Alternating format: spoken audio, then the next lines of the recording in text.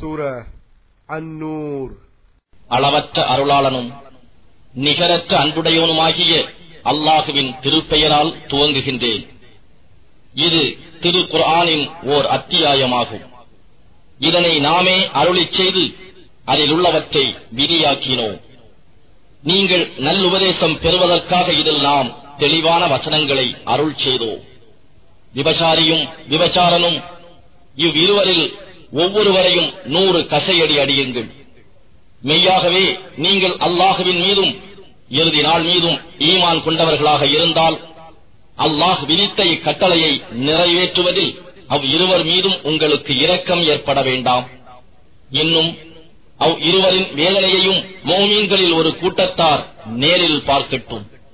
விபச்சாரகன் விபச்சாரியையோ அல்லது இணை வைத்து வணங்குபவளையோ அன்றி வேறு எந்த பெண்ணையும் விவாகம் செய்ய மாட்டான்.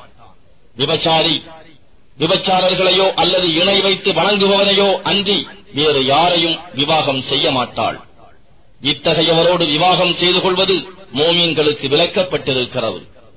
ஆனால் எவர்கள் கற்புள்ள பெண்கள் மீது இம்மாதிரி அவதூறு கூறி அதை நிரூபிக்க 4 சாட்சிகளை கொண்டு வரவில்லையோ அவர்களை நீங்கள் 80 கசையடி அடியுங்கள். பின்னர் அவர்களது சாட்சியத்தை எக்காலத்திலும் ஏற்றுக்கொள்ளாதீர்கள். நிச்சயமாக அவர்கள் பாசிக்கானவர்கள், தீயவர்கள். எனினும் இவர்களில் எவர் இதற்கு பின்னர் தௌபா செய்து கொண்டு தங்களை திருத்திக் கொள்கிறார்களோ அவர்களுக்கு நிச்சயமாக அல்லாஹ் அவர்களை மன்னிப்பவனாகவும் கிருபை செய்பவனாகவும் இருக்கின்றான். எவர்கள் தம் மனைவிமார்களை அவதூறு கூறி அதை நிரூபிக்க தங்களை அன்றி அவர்களிடம் வேறு சாட்சிகள் இல்லாமல் இருந்தால் அவன் நிச்சயமாக தான் உண்மையே கூறுவதாக அல்லாஹுவின் மீது 4 முறை சத்தியம் செய்து கூறி 5வது முறை இதில் தான் பொய் சொல்வதாக இருந்தால் நிச்சயமாக அல்லாஹுடைய சாபம் தன் மீது உண்டாகட்டும் என்றும் அவன் கூற வேண்டும். இன்னும் அவனுடைய மனைவி தன் குற்றத்தை மறுத்து தன் மீதுள்ள தண்டனையை விலக்க நிச்சயமாக அவன் பொய்யர்களில் நின்றும் உள்ளவன் என்று அல்லாஹுவின் மீது சத்தியம் செய்து 4 முறை கூறி 5வது முறை அவன் உண்மையாளர்களில் உள்ளவனானால் நிச்சயமாக அல்லாஹுடைய சாபம் தன் மீது உண்டாவதாக என்றும் அவள் கூற வேண்டும்.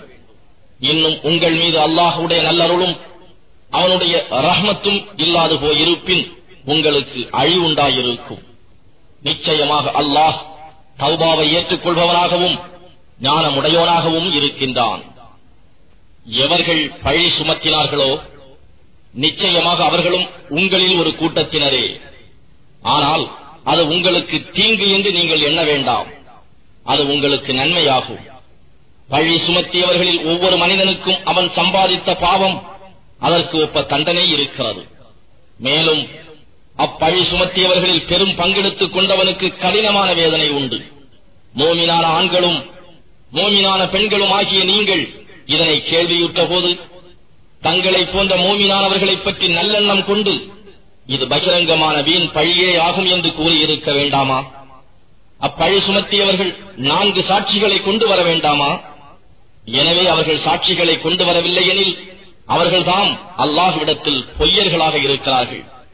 இன்னும் உங்கள் மீது இம்மையிலும் மறுமையிலும் அல்லாஹுவின் அருளும் அவனுடைய ரஹ்மத்தும் இல்லாதிருந்தால் நீங்கள் இச்சர்ச்சையில் ஈடுபட்டிருந்தமைக்காக கடினமான வேதனை நிச்சயமாக உங்களை தீண்டியிருக்கும்.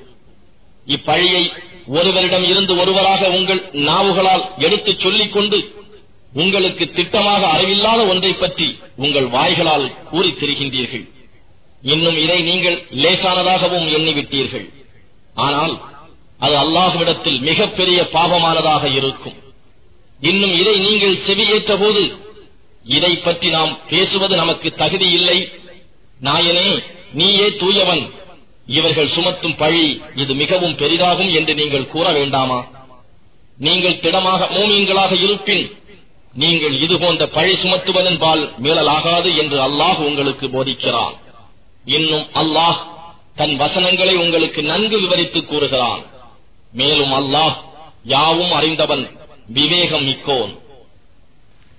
எவர்கள் ஈமான் கொண்டுள்ளோரிடையே இத்தகைய மானக்கேடான விஷயங்கள் பரவ வேண்டும் என பிரியப்படுகிறார்களோ அவர்களுக்கு நிச்சயமாக இம்மையிலும் மறுமையிலும் நோவினை செய்யும் வேதனை உண்டு.